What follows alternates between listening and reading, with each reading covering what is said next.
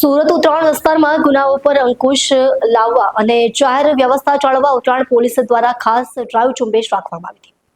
આ અભિયાન હેઠળ નશીલા પદાર્થોનું સેવન અને વેચાણ અટકાવવા તેમજ હોટલોમાં ચાલતી ગેરકાયદેસર પ્રવૃત્તિઓ પર અંકુશ મેળવવા માટે સંયુક્ત ચેકિંગ કાર્યવાહી હાથ ધરવામાં આવી હતી। પોલીસ સૂત્રોએ જણાવ્યું કે આ સરપ્રાઇઝ ચેકિંગ કામગીરી મોટા વરાછા અને ઉત્તરાયણના વ્યવસાયિક વિસ્તારોમાં કરવામાં આવી હતી। પોલીસ ટીમોએ વિવિધ હોટલો, જાહેર સ્થળો અને શંકાસ્પદ ઠેકાણાઓની સમગ્ર તપાસ કરી અધિકારીઓએ આ વિસ્તારોમાં અચાનક પહોંચીને તમામ ગેરકાયદે પ્રવૃત્તિઓ અટકાવવા પગલાં લીધા હતા।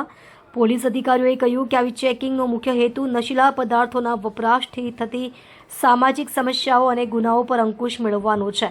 તેમણે આગળ પણ સમગ્ર શહેરમાં આવા અભિયાનો ચાલુ રાખવાની ચેતવણી આપી છે। સ્થાનિક લોકોમાં આ પોલીસ કાર્યવાહી પ્રત્યે સકારાત્મક પ્રતિક્રિયા જોવા મળી છે। આ વિસ્તારના રહીશોએ પોલીસના પગલાંની પ્રશંસા કરી છે અને જણાવ્યું છે કે આથી વિસ્તારમાં સુરક્ષાની ભાવના વધી છે।